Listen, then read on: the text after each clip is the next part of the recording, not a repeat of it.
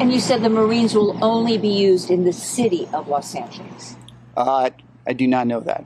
It's just depending on where the federal agencies will need to have them be used. Okay, so we could see them in other places. Today, California National Guard Major General Scott Sherman, the commander in charge of what's being called Task Force 51, confirmed that military personnel, including 700 active duty Marine infantrymen, have been authorized to detain civilians up until the point when civilian law enforcement is able to arrest them.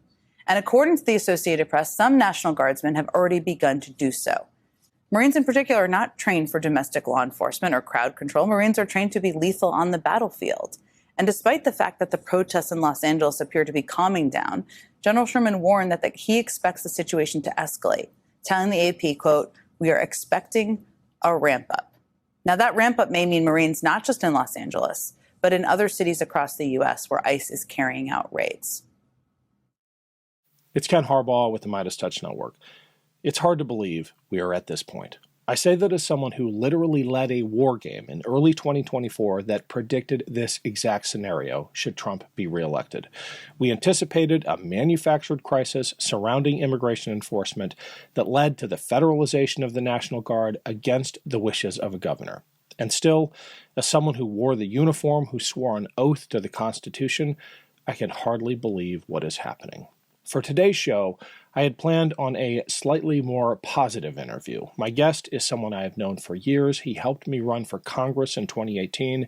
General Stanley McChrystal has thought a lot about character, both individual and national, and he's written a brilliant new book on it titled On Character. But with everything going on with our military, I had to pivot. I cannot think of anyone better to help us understand what the military might do in a moment of crisis like the one we're now in.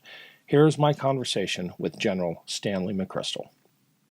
Welcome to the Ken Harbaugh Show. My guest today is General Stanley McChrystal, a retired four-star Army general who commanded coalition forces in Afghanistan, was featured in the Midas Touch Studios film Against All Enemies, and is the author of the recent book On Character. And Stan and I go back. So to make sure the vets watching this don't get too mad at me, I'm going to call him Stan because that's how we roll. Stan, I would love to get into the book with you. There is so much I want to ask about, but in just the last 48 hours, I have gotten literally hundreds of comments and dozens of emails from people who are afraid. They're afraid of what's happening in LA. Some of them watched the speech in Fort Bragg. And a common refrain is, can we trust the military?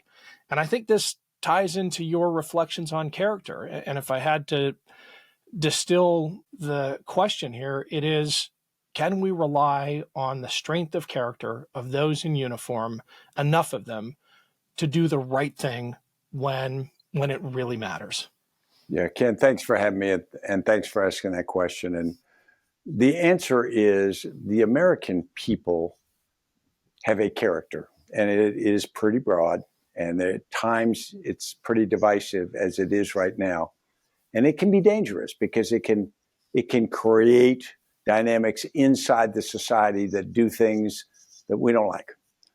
The U.S. military essentially is a mirror of the American people.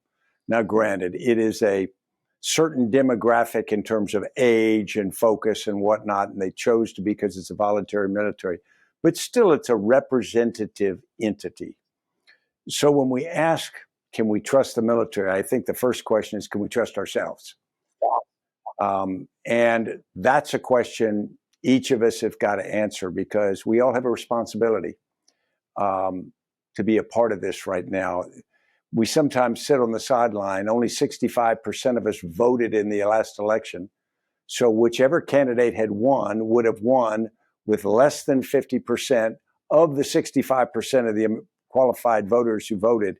So down in the 30%. So that's first, the question is, do we believe in our democracy enough to practice it? And so that's sort of the first question we have to ask ourselves. In terms of the military, I think the military will largely reflect the things that are swirling around in society, and they will reflect kind of all of it. They will reflect the conservative, the progressive, the nihilistic, and there's always a piece of that that's in there. And the thing that has kept us from not ever, in my memory, sliding into being one of the militaries we don't want has been a couple factors. First, it's been discipline.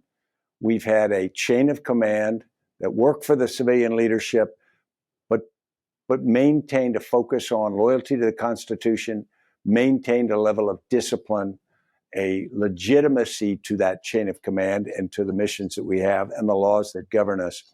And then there's, on the other part, there's a culture. And the culture in the military largely overlapped that one of discipline, in that the culture of the military took pride in the fact that we were not political, took pride in the fact that we had not done some of the things that many of us who served around the world saw. We saw many third world nations where the military had disproportionate power, wealth in some cases, all the things that having a gun can give you in a society. And so those two were largely overlapped, the culture and the discipline. Now the question is whether the culture is being pried away from the discipline. And there are people who would benefit from that. There are opportunists, and not just at the national level. There are opportunists at every level who will get some benefit from having the U.S. military start to be different from what it has always been, be more malleable, maybe useful in a political sense. And unfortunately, that is a slippery slope that it's hard to come back up from. So I think we are at a point of great danger. I think there are thoughtful people in the military aware of that. But I think we as Americans have got to, as citizens not in uniform now, have got to understand it's really hard for those military leaders to be the people to stop that dynamic that's happening. It's really got to come from the American people writ large.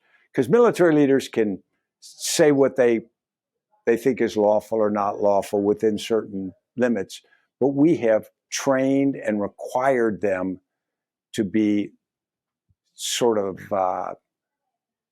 willing servants of the leadership that commands them. And so if we suddenly want the military not to do that, then it's a big ask. Hey, it's Ken Harbaugh. Huge shout out to everyone who has supported this show via our Patreon page. If you want to weigh in with questions for upcoming guests or give us feedback on past guests or make sure you never miss an episode, click the link below. It's free to sign up. And if you're able to pitch in a few bucks a month, just know that we put every dollar back into the show. We do have another reporting trip to Ukraine coming up. Thanks for the help. In your 34 years in uniform, did you ever have to contemplate this kind of character test? I certainly never did. I served for 9 years. I wasn't even prepared for it. We didn't take classes on how not to obey orders. We only took classes on how to obey orders. And it just strikes me as not just a dangerous moment, but a very confusing moment for a culture conditioned in obedience and serving civilian masters when we have civilian masters that might not be reflecting the same loyalty to the oath we swore. Yeah. No, I never experienced it. There were times things came from higher headquarters. You go, boy, that's dumber than dirt, or I don't think that's a good plan. But I never was in a situation where I thought it was unlawful or with any kind of corrosive intent or effect. You talked about culture and discipline as hallmarks of the military and hopefully a kind of bulwark against the potential for unlawful or unconstitutional orders being carried out.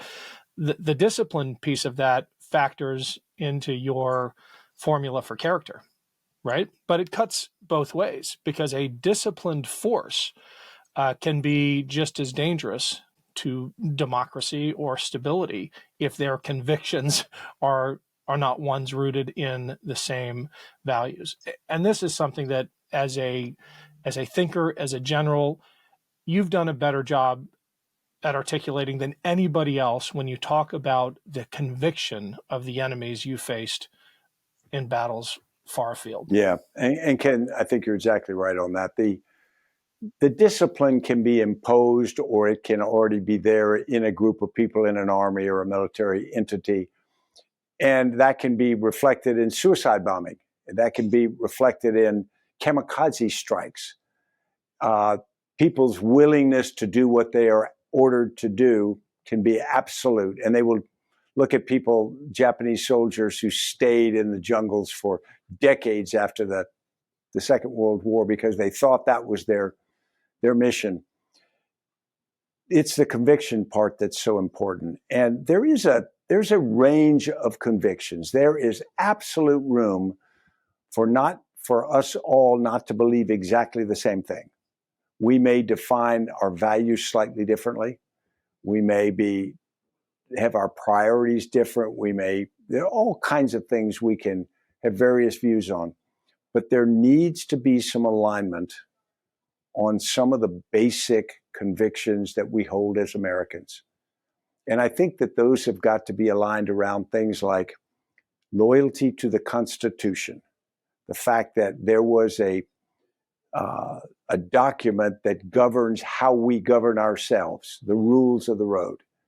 The second, less prescriptive, are those things about how we treat people, how we respect others, the sanctity of the rule of law, all of the things that some of them are written down and some of them are a little bit less formal, but they are all things that define what we do and don't do.